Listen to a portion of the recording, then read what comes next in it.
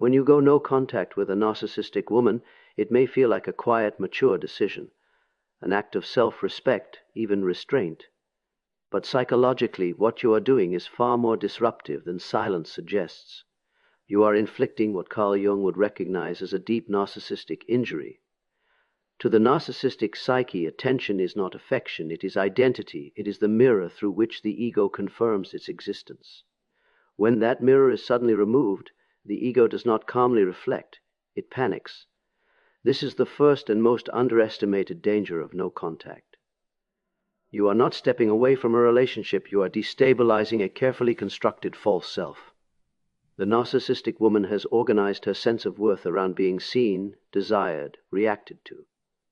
Your absence is not interpreted as distance, but as annihilation. And when the ego feels threatened at this level, it does not respond with reflection. It responds with compulsion. This is why no contact can provoke sudden rage, obsessive thinking, or dramatic attempts to regain relevance. The psyche seeks equilibrium. When validation is cut off, it must be restored by any means necessary. What looks like indifference on the outside often conceals a frantic internal struggle to reassert control. Jung warned that when the ego is built on illusion, it reacts violently when reality interrupts the fantasy. For you, the danger lies in misunderstanding this phase. Many people assume no contact will bring peace immediately. Instead, it can awaken the most volatile responses precisely because it works. The absence you create exposes the dependency you were never meant to see. And that exposure can trigger behaviors you did not experience even during the relationship. Understanding this is not about fear, it is about preparation. No contact is not passive, it is an active psychological boundary. And boundaries, when they are real, always provoke resistance from those who benefited from your lack of them. So if you choose no contact, choose it with awareness.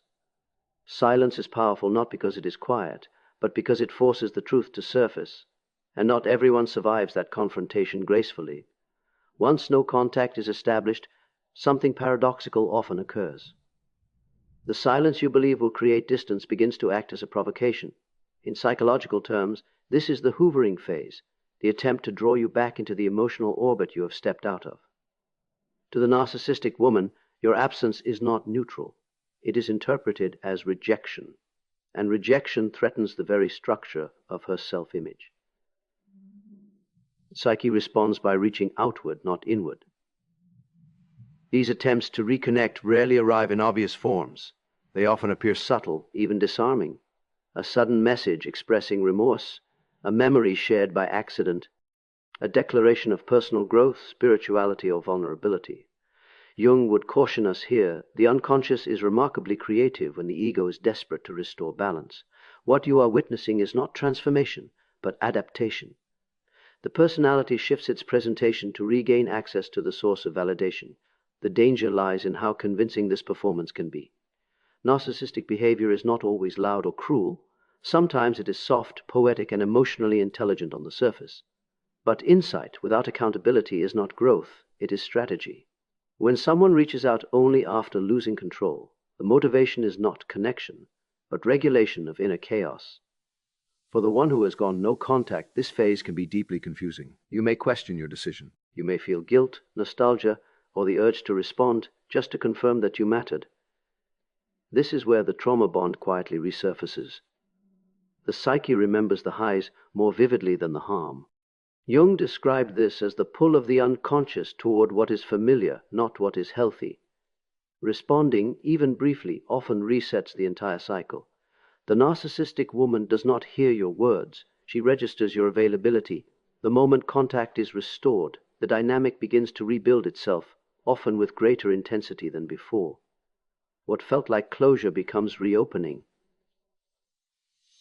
The discipline of no contact is tested not by cruelty, but by charm, and the most dangerous invitations are the ones that arrive disguised as healing. So pause before you answer the knock of nostalgia. Not every voice that sounds sincere is speaking from truth, and not every open door leads forward. When direct access to you is no longer possible, control often shifts form rather than disappearing. This is where the narrative becomes the battlefield. A narcissistic woman, deprived of influence through contact, may attempt to regain dominance by reshaping the story of what happened. Jung understood this. Well, when the ego cannot change reality, it changes meaning. And meaning, once altered, can be just as powerful as presence. This is how smear campaigns begin, not always loudly, not always maliciously at first. A carefully chosen detail shared with the right person. A subtle suggestion that you were unstable, ungrateful, or emotionally distant. Over time, the story hardens. You become the villain, she becomes the wounded hero. This rewriting is not simply revenge, it is psychological self-preservation. The narcissistic psyche cannot coexist with guilt without fracturing, so blame must be externalized. The danger for you is multifaceted. On the surface, there is reputational harm. Friends become distant. Conversations feel different. You sense judgment without accusation. But beneath that lies a deeper risk: isolation. When your version of reality is quietly replaced, you may feel compelled to break no contact just to defend yourself, to correct the record, to be understood. This is precisely how the narrative regains its grip. Jung warned the greatest power lies not in force, but in symbols and stories. When someone controls the story, they influence perception, and perception shapes emotional truth. If enough people believe the distorted version, you may begin to doubt your own memory. This is how gaslighting continues even in absence. The narcissist no longer needs direct access, the doubt does the work for her. The critical mistake is thinking silence equals weakness. In reality, silence is a refusal to participate in distortion. You do not heal by arguing with projections. You heal by anchoring yourself in your own experience, even when it is misunderstood by others. Let the false narrative reveal what it must. Truth does not need defense when it is lived consistently. The moment you stop chasing understanding from those committed to misunderstanding you, you reclaim your psychological authority. And that is a power no story can erase, even when no act is maintained perfectly on the outside. The most dangerous battleground often remains within. This is where many people underestimate the work ahead. Cutting communication does not instantly dissolve the emotional bond, it often intensifies it. Jung understood that what is repressed does not disappear, it returns inwardly, dressed in memory, fantasy, and longing. And this is how the trauma bond resurfaces. In the absence of new information, the mind fills the silence with fragments of the past. Moments of affection replay more vividly than moments of harm. The psyche selectively edits the story, emphasizing hope while softening pain. This is not weakness, it is conditioning. Intermittent reinforcement, the unpredictable cycle of reward and withdrawal, creates an attachment that behaves very much like addiction. When the stimulus is removed, withdrawal follows. You may find yourself checking your phone without thinking, wondering if she misses you, imagining closure conversations. That will never happen. This inner dialogue can feel more intense than the relationship itself. Jung would say that the unconscious has seized the image of the narcissist as a symbol of desire, validation, or unfinished meaning. As long as that symbol remains unexamined, it retains power. The danger is assuming that no contact alone is healing. Without conscious reflection, silence can become rumination. And rumination quietly erodes resolve. It is often the moment people break no contact. Not because they believe things will change, but because the internal pressure becomes unbearable. The psyche seeks relief, even if it comes at the cost of dignity. What is required here is not resistance, but understanding. You are not missing the person, you are missing the version of yourself that felt seen, chosen, or significant. The bond was not just relational, it was symbolic. Jung emphasized that healing begins when we reclaim the projections we placed onto others. When you retrieve that me, aiming and integrate it into yourself, the attachment loosens naturally. No contact protects your boundaries, but inner work restores your autonomy. Until you face what the bond represented, it will continue to call to you in silence. But once you do, the silence finally becomes peace. When direct contact is cut off and internal influence begins to weaken, control often seeks a new route. This is where third parties enter the picture. A narcissistic woman rarely relinquishes relevance easily. Instead, she extends herself through others.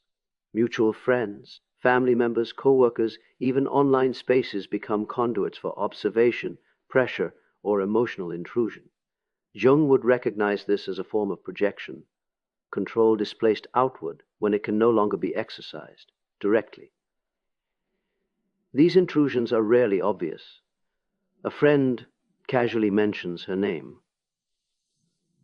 Family member asks how you're really feeling about everything. A social media post seems strangely timed, subtly designed to provoke a reaction. None of this requires direct communication, yet the effect is the same. Your psychological boundary is tested. The narcissist retains a sense of presence without violating the letter of no contact. The danger lies in underestimating how destabilizing this can be. You may begin to feel watched, evaluated, or emotionally entangled again, even though you have done nothing wrong. This can reignite anxiety and pull you back into the mental orbit you are trying to escape. Jung warned that when unconscious material is activated, it does not need direct stimulus. Symbolic reminders are enough. Another risk is responding indirectly. You explain yourself to others. You clarify. You vent. Without realizing it, you are feeding the same dynamic through proxy. Information flows back. Reactions are monitored. Control is re-established without a single message being sent. True no contact is not only about blocking a person, it is about limiting access to your inner life. This why require difficult decisions, stepping back from certain relationships, resisting the urge to defend yourself, or accepting temporary misunderstanding. These choices can feel isolating, but they are stabilizing. Psychological separation is complete only when influence is no longer outsourced. You are not obligated to participate in conversations that reopen wounds you chose to close. Boundaries lose their strength when they are negotiated through others. So guard not just your inbox, but your emotional perimeter. Because when you stop allowing access through proxies, the dynamic finally collapses, and what remains is your own space to think, heal, and become whole again. The final and most overlooked danger of no contact is mistaking distance for transformation. Many people believe that once the narcissistic woman is gone from their life, healing will unfold on its own. Time passes, emotions dull, routines return, and yet something essential remains unresolved. Jung would remind us that separation alone does not produce growth. It merely creates the space in which growth becomes possible. What you do with that space determines everything. No contact can quiet the external chaos, but it does not automatically restore identity. If the relationship revolved around appeasement, self-abandonment, or the pursuit of validation, those patterns do not disappear when the person does. They go dormant. And dormant patterns have a way of repeating themselves in new forms, with new faces, if they are not consciously examined. This is how people escape one narcissistic dynamic, only to enter another. The danger, then, is believing you are finished when you are only free. Freedom without integration leaves the psyche unchanged. Jung called this individuation, the process of reclaiming the parts of yourself you outsource to another. If you do not consciously reclaim your voice, your boundaries, your sense of meaning, you may continue living as if the narcissist is still present, shaping decisions through fear, avoidance, or overcompensation. This is why true recovery can feel unsettling. You are no longer reacting, you are choosing. You must ask difficult questions. Why did this dynamic feel familiar? What part of me learned to equate love with instability? What did I sacrifice to stay connected? These questions are not accusations. They are doorways to self-knowledge. Healing is not about becoming harder or colder. It is about becoming clearer. Clarity replaces confusion. Attraction to dysfunction fades naturally. You stop chasing intensity and begin valuing alignment. No con. Tact removes the distraction. Inner work creates the transformation. So don't measure your progress by how long you've stayed away. Measure it by how deeply you've returned to yourself. Because the moment you no longer need distance to feel whole, you've truly moved on.